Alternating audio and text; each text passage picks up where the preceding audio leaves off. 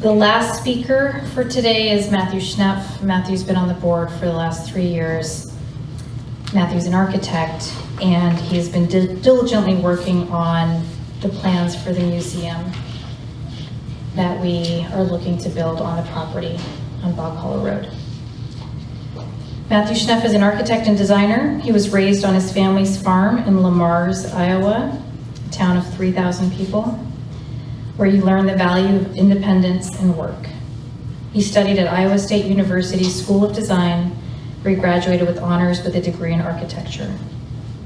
He paid his way through design school by working at ISU's state-of-the-art preservation department, restoring historic books, manuscripts, prints, and original artworks. He moved to New York City in 1999 and worked at several world-renowned architectural firms before founding his own architecture and design firm in 2007. Matthew Schnepf is a licensed architect in New York and Connecticut and a member of the American Institute of Architects. He is a donor and eager supporter of the Architectural League of New York, Storefront for Architecture, Manitoga, Mosaic Project, and Rex Brasher. As a graduate student, Matthew Schnepf taught architecture, design, and history at Iowa State University. He has been a guest critic at Columbia, Pratt, School of Visual Arts, and Parsons. Matthew's background in architecture, design, technology, education, and preservation allows him to work on a wide variety of projects at Rex Brasher Association, not least of which is the conception and implementation of a new museum.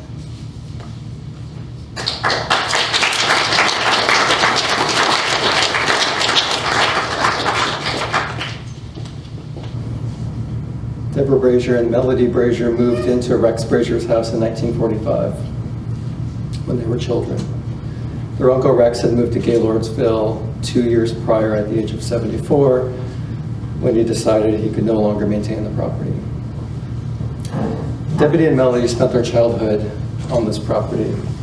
They lived there intermittently but regularly throughout their adult life, and they moved back again after they retired from education, teaching, and they lived out their remaining years on the property.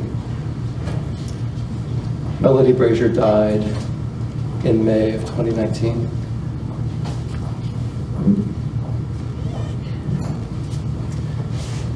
Deborah Brasher died in February of 2021. We received a copy of Debbie's will in the spring of 2021. In simple terms, we were gifted the 116-acre property that Rex Brasher had purchased in 1912 and lived at until 1943. It's where he painted all of the 874 paintings that you see represented in these books. The property includes a house where he lived, a barn that he converted into storage for an estimated 500,000 plates, prints, and stencils to be stored and organized. A concrete workshop that had been built after Rex left, and the contents of these buildings. The contents of these buildings were largely furniture and personal effects of Debbie and Melody, but it also includes artworks, original paintings, prints, books, photographs, film, and manuscripts from Rex Brasher. This is the property. This is Melody's hand-drawn map of the property. This is the house as it would have been in the 1940s, likely. The land, the house, the collection are an incredible gift, but this gift comes with stipulations. Within 3 years, the Rex Brasher Association must A, prove that it can take care of the land, maintain the buildings, secure the collection, pay the bills, and B, build a museum to display the life and work of Rex Brasher. There is no endowment. If we fail, the fate of the land, the buildings, the contents, the arts It's at the discretion of the trustees. It could be auctioned, sold, donated, left intact, or divvied up. The estate, as we know, would disappear. In the past 10 months since getting access to the property, we have fulfilled our first set of obligations. We have maintained the property, actively engaging with forestry and conservation groups to rehabilitate the forest and create bird habitats. And this fall, we will begin working with students from Marvelwood to mark and clear the property. We have cleared, cleaned, and repaired the house and cottage. We've addressed long-standing maintenance issues, documented existing services and systems, which are spaghetti of a mess, begun work on a master plan, and found tenants that fit within our mission. You heard one of them tonight.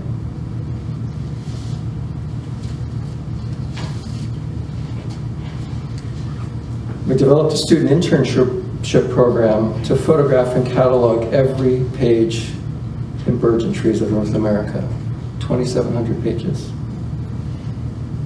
This fall, with the help of students from Marvelwood, we will continue cataloging and archiving important artifacts, original works of arts, prints, photographs, and manuscripts. We have paid our bills.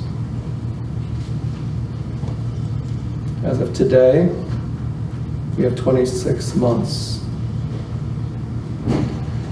We're beginning formally the process of designing and building a museum.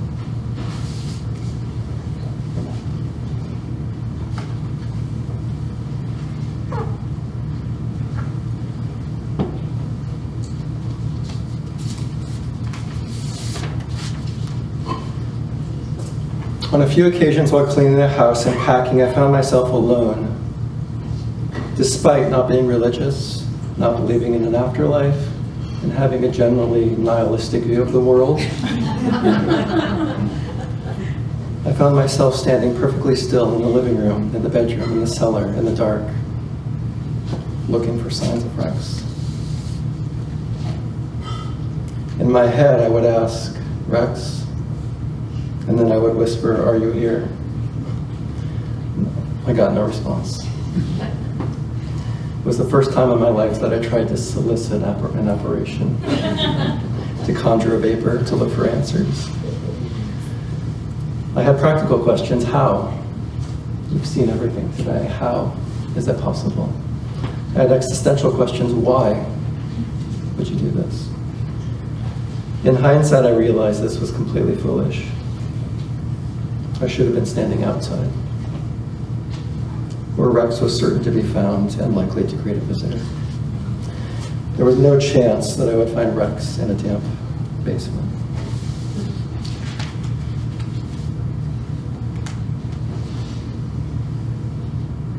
As I began thinking about a museum, as I recalled groping around in the basement for a man who lived outdoors, I realized that Rex's house, the concrete building where he stored his paintings, the barn where he stored his prints, the chicken house, his studio were inconsequential practicalities. He didn't live there, except in the most technical sense: heat, shelter, storage, protection. These buildings were not important beyond their necessary function. In all of Rex's writings, he only mentions these buildings, any buildings, in passing. He frames a grouse in an apple tree in his orchard through a window. He erects a concrete shed, a fireproof vault to store his paintings. The Great Barber, where blue jays bicker over corn, is 40 feet from his kitchen sink. I didn't know it at the time when I stood there in the cellar, fawning in the blackness for answers that Rex had already whispered to me, to us, to you. He left portraitures of birds, soliloquies to wildlife, secrets of the friendly woods. memoirs of journeys, of love, and an unpublished autobiography.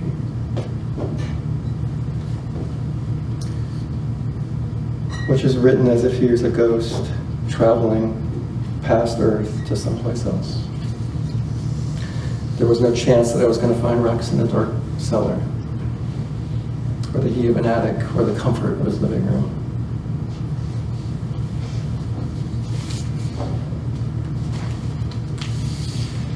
Why should we build a museum, a mausoleum, a monument to Rex? Because we have to, yes, maybe. But mostly because it's inevitable. Rex's autobiography is still being written. Rex is gone, but the words keep appearing. We picked up the pen that he sat down. In the closing pages of his autobiography, Rex wrote that the greatest force for good in the world is example. That's it, one word, no explanation, example. It lays on the page as flat as a noun. But in the context of Rex's life, it comes alive as a verb, showing by example, teaching by example, leading by example, living by example. Example is a motion, a movement. You cannot sit behind a desk and lead by example. You have to step out, step up, risk failure. There is no loitering, no lingering, no lamenting. Travel, sketch, draw, paint, publish. We'll build a museum because we have to continue what Rex started. We have to tell the story, show his work, lead forward by example. We have to build and engage others to build. Contractors, roofers, plumbers, yes, we need that. But I'm talking about naturalists, ornithologists, biologists, geologists, sculptors, artists, writers. People who see the world in a different way. People who reveal truth through their art. People whose names we will whisper in the dark long after they're dead, looking for answers.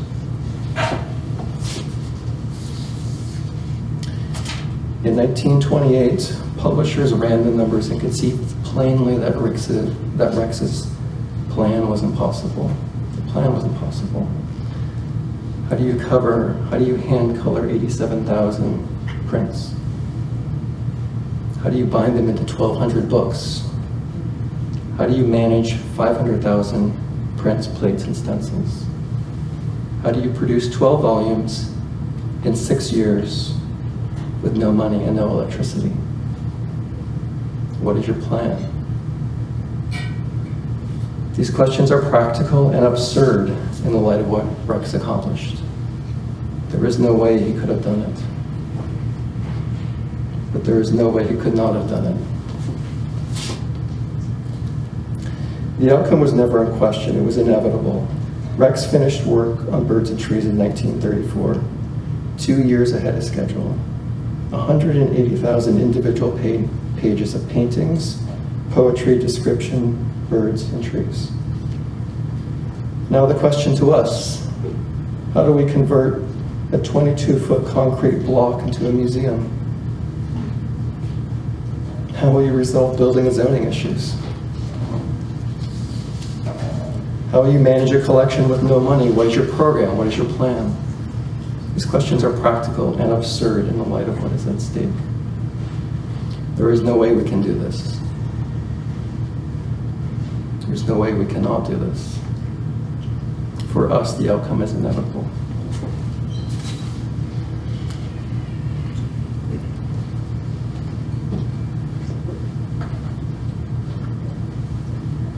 What does museum mean? Several weeks ago, I started asking people about museums. As a 48-year-old white male architect from the Midwest, I assumed that I would have a unique perspective, not a better or worse perspective, just unique. So I started talking to people, my colleagues, my children, my wife, friends, board members, artists, student interns, members of this fire company, the poor soul who just wanted to get his coffee and go. Everyone. Not only was I surprised by the universal commonality of the responses, but I was surprised by the delivery. What's your favorite museum? You could see the mind working. The Met, the American Museum of Natural History, the Guggenheim in New York, no. Los Angeles, no. Bilbao. The Louvre, the Tate, the National Gallery in Washington, D.C. All world-class institutions. Which one do I pick? Then it hits. That painting, that sculpture, that exhibition, that room. You were there alone, or maybe the room was full of people, but you were there alone. You can remember your whole day because of that place. Describe it.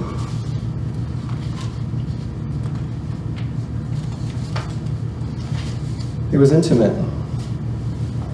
I could approach the work, I could get close to it. I could spend time with it without feeling rushed. I felt like I saw something others hadn't seen. You could see the hand of the artist come alive, like I was discovering something new. There was a density of information that was rich, not Spartan, not overwhelming. The layout was unconventional, an old factory, an old school, an old forge, a hunting lodge. The rooms were great because they were not conventional. You felt like you could discover something at every turn. The museum was alive, juxtaposed, ever-changing, ever-evolving, never static, never dusty. What does museum mean? To someone like Rex, a museum can be a mausoleum. Static, claustrophobic, captive, stuck. A museum has to embody the mission and its founder. What is our program? What is our vision?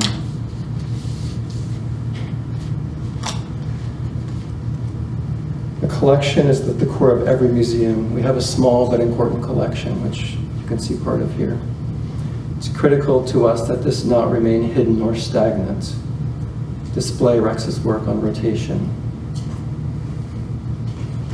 Store it in archival conditions. Catalog, digitize. Publish, share, make it accessible to everyone for free.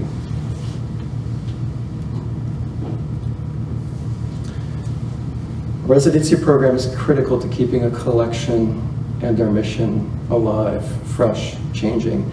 It's important to have new voices, critical voices that reflect upon the past, that contextualize old ideas through modern viewpoints. Artists and naturalists living on site to provide vitality. Studios are the basis for creative work through the march of the seasons. It's important to publish just as Rex did. It's important to expand our collection and keep it alive. It's important to reach into the community and create partnerships, to provide educational programming, to host events and opportunities for kids to explore vocations and avocations. A museum that is part of the land, derived from the land, and giving back to the land is unique. A museum includes, this museum includes 440 square feet of interior indoor space and 116 acres of outdoor woodland, wetland, and grassland.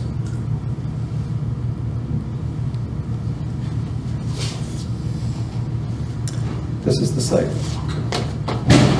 It sits midway between Kent and Wasaig, 4 miles from Kent, 7 miles from Wasaig. Rex considered himself a resident of Wasaig. It was the closest place to go.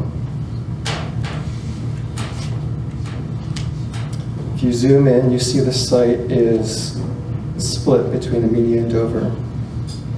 There's a huge elevation change from wetland at 550 feet elevation to mountain peak at 1,200 feet elevation. 650 feet elevation in 116 acres. A building site, the buildings I described, the house, the cottage, the concrete workshop, As you approach the house through a narrow drive, you pass a stream on the left, and you get a glimpse of the buildings in front of you. The first building you see, which I've outlined here lightly, is the wood shop. This was built after Rex left the property. It's a remarkable building in that it's completely unremarkable. It's not historically significant, it's not sentimental, it's not special, it's not architecturally interesting.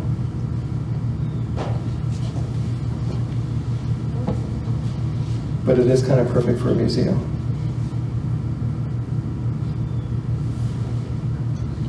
It's situated well on the site, the views are incredible. It's a very special place.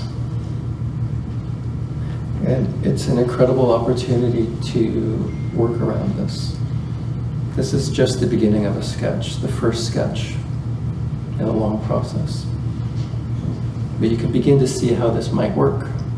The cottage, the house, existing buildings, the museum, an existing building. Sorry, the wood shop, an existing building. Parking makes sense there where people enter. Shed your car as quickly as you can. Walk, stroll, hike. Get rid of the asphalt driveway that shouldn't be there any longer. Reestablish an orchard. Clear the property around the houses. Create trailheads up into the woods.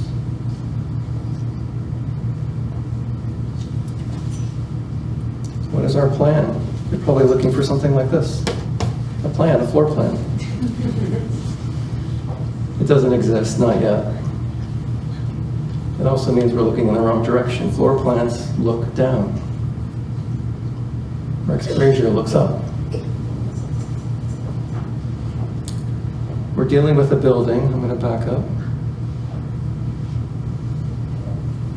that is pretty great in its plainness. It's solid, it's on stable foundations, it's well maintained, it's not leaking, it doesn't smell bad, it's not moldy, it's not cracking. But the roof is garbage. It's got to be replaced no matter what. You have far too many windows, openings, and apertures to create a museum. Where do you hang things? Where do you store things? How do you control temperature, humidity in a space like this? So we look at what we have, we look at what we can do, we look at what we have to do no matter what. We don't look down, it's important, it's the most important architectural drawing, a plan, it helps you organize space. It's what we understand as lay people, as professionals. But it's not something we can change much in this program. It's important to look down, but it's more important to look up. In this image is a clue. If you've been to Manitoga, you might have been in this space. It's magical. But the secret is quiet. The ceiling is tinted plaster, green, packed with white pine needles. If you were to lay on this patch of earth before this building were built, you'd be looking up at the sky at white pine needles. It's pretty amazing. It was an experiment by Russell Wright. It works, it's cool. I love this space. But it's a clue as to what we should do. Look up. The canopy is up, birds are up, the sun is up, light is up. We have to replace the roof anyway. What are we going to do with that? Might as well make it interesting. This is the same building from the exterior. Not only are there pine needles on the interior, but there's moss on the exterior. And you can see it's deeply embedded in the landscape. It's at one with the landscape, inseparable. We're not building this, but look at the light. Look at what you can do with a roof when it's not shingled.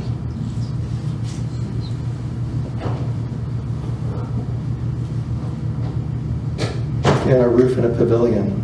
It's not waterproof, but it's beautiful.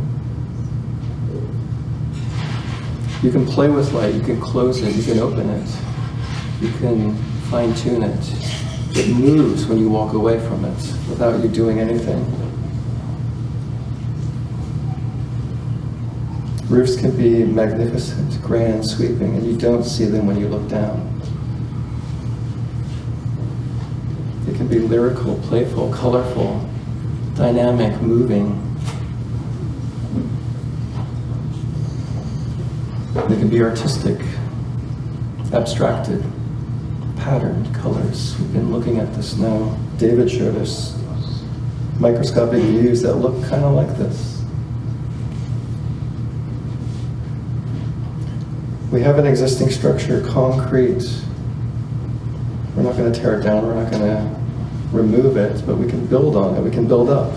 This is a historic building that they left intact, but they built on top of it. I don't have a photo of the interior space, but you can imagine what that looks like. Light can come in through the sides, above an exhibition. Roofs can be any kind of crazy shape. It doesn't have to be the roof that's there today. You can let in light overhead. It doesn't have to be the roof, it could be a clear story. Like this church in Finland. I have a friend who says the roof makes the building. It's the thing that we usually don't think about when you design a house. Who thinks about the roof? You just buy the shingles and you put it on. But a roof makes the building. You can play with it. It can change things. Poke a hole in it, put a piece of glass there. Look up through it. And it will glow at night, like a little lantern, a beacon.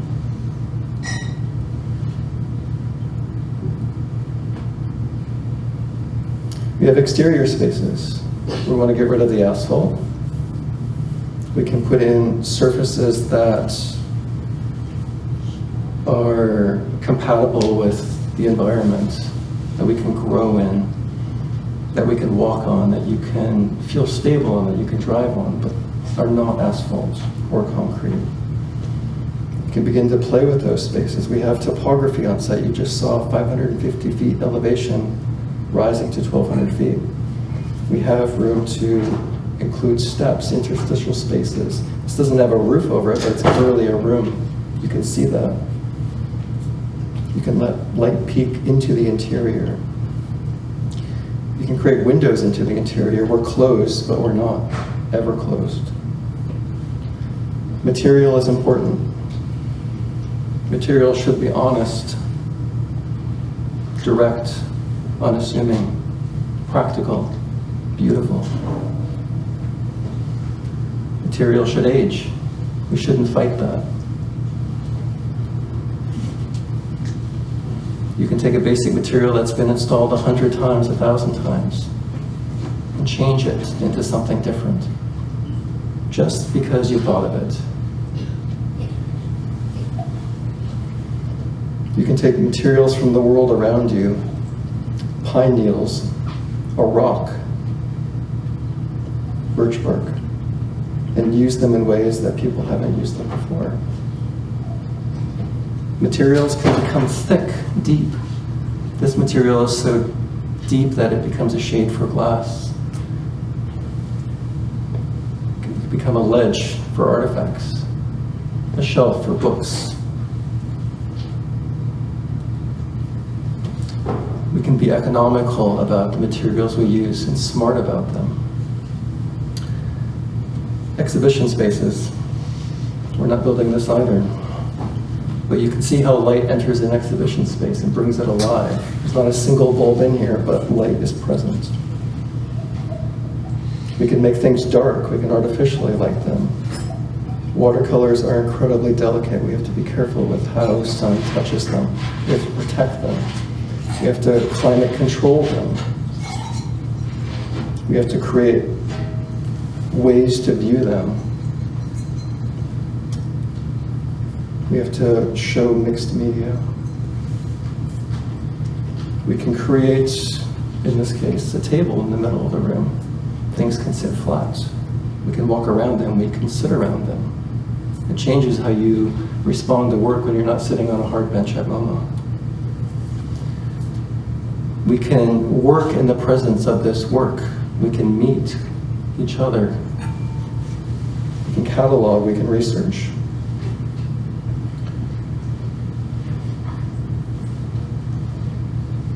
We can be honest about how we use materials. We can be creative about how we use materials.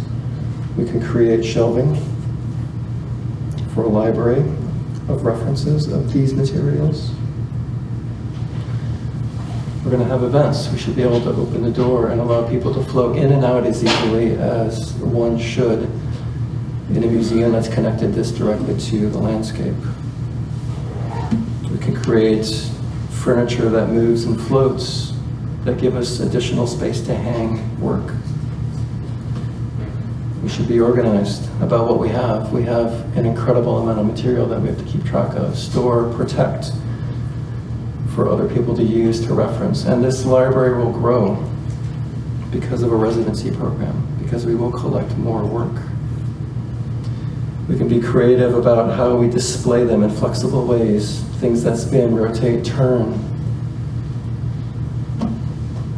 We can extend high over our heads. If the roof is changing, how high should we put it? It doesn't have to be where it's at today. We have graphics, infographics. Migratory patterns of birds have changed a lot in 100 years. Birds have gone extinct, or they stopped flying overhead because it's too hot, it's too noisy. We can look at art at a different scale. We saw this with Dave's presentation today, and we can do that. This image would be incredible at this size. What's next? We haven't designed a museum. We're just talking about it. But the clock is ticking. We have ideas, we have energy, we have enthusiasm, we have passion, we have a will, we have a process. Builders in the room, architects in the room have seen this before. Every project goes through these steps. If you're adding a deck to your house, you do this in a few minutes in your head. If you're building a museum, you might do it a number of years. But we always go through these steps. And this isn't a hard and fast process. Pre-design, what are our materials? What do we have? Concrete, wood. Great, let's move on to the next phase, schematic design. Reevaluate that, think about it, develop it. Cycle through these ideas again and again. What skills do we need? What skills do we have? What materials can we afford? Who do we know that can help us? We're going to have to be incredibly resourceful. How much does this cost? You ask that question again and again and again. You don't send it out at the end and say, darn, it's too expensive. You have to ask that question from day one. Permitting, same problem. You don't wait until the end and ask if it's okay. You engage early, you engage often. You make it work. Fundraising, same thing. We have to start raising money today to build this, to do this within 26 months. We're going to ask for money again and again and again until this is built. Partnerships. We need partnerships, friends, allies, people with businesses that sell materials, skylight people. We're going to host events because even before this is done, it's a miraculous place to be. And Jesse, thank you. We're going to go straight ahead to a museum because it's inevitable.